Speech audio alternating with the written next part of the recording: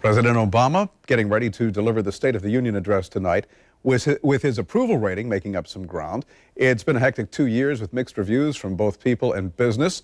Most agree that this speech will differ greatly from his first 2 years ago. Job creation is likely to be the top priority. Joe Krier, president of Krier Wealth Management, here on the morning show to give us a preview of what's on the president's agenda for the next 2 years. Defining moment for President Obama, his political fortunes tied to what happens with the economy?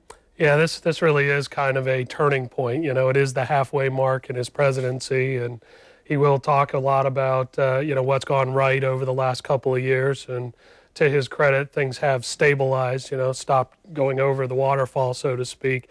But now he's got a big challenge in front of him for the next 2 years to keep things going and get himself reelected. And like here in Florida, Rick Scott, our new governor, made job creation his priority. Mr. Obama has to do that. Heard an interview with Representative Sessions out of Alabama, and he said, basically, yeah, job creation is important, but he also has to deal with the deficit, and he doesn't know that he's going to do that effectively. Yeah, that's a fine line. He's going to talk about fiscal responsibility, but it's going to be fiscal responsibility that takes effect 2 or 3 or 4 years from now, once the economy is really kicking on all cylinders. Right now, it's still on life support, and a lot of the government stimulus, it's going to get removed from the economy over the next year and a half, and they're not sure if it's going to be able to survive on its own or whether they're going to have to keep prodding it to keep it going here. Time will certainly tell. Let's talk about the major issues that we expect Mr. Obama to address during tonight's State of the Union. Yeah, he is definitely going to spend a lot of time on the economy, and the numbers have been gradually improving. That's where his approval rating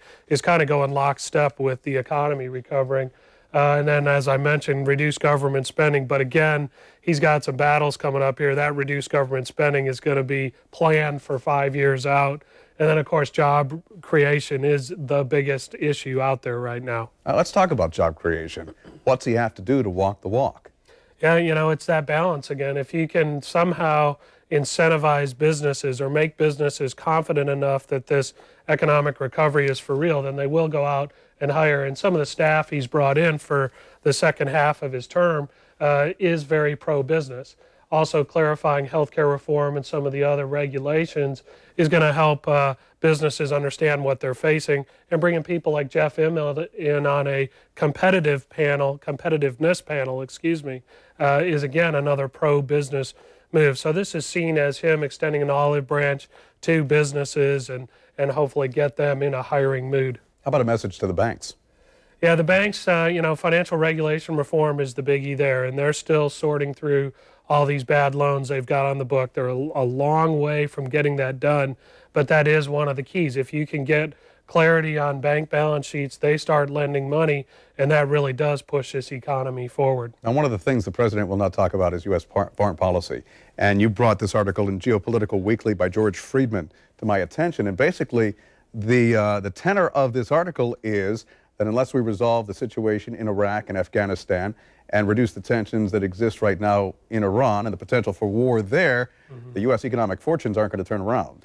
Yeah, it's thought that he is going to mention overseas a little bit tonight, but it'll be more in the form of Europe's crisis and taking the shine off the U.S. But we are fighting 2 wars here, and until you solve Iraq, Iran, and Afghanistan, you can't say you have a clean slate internationally. There's some big problems there, and not sure if he's going to be able to get out of Iraq on the time schedule plan. And this is thought to be one of those things that could really sneak up on us and be one of those surprise factors in the next 2 years. Joe Krier, always interesting perspective. Appreciate you, my friend.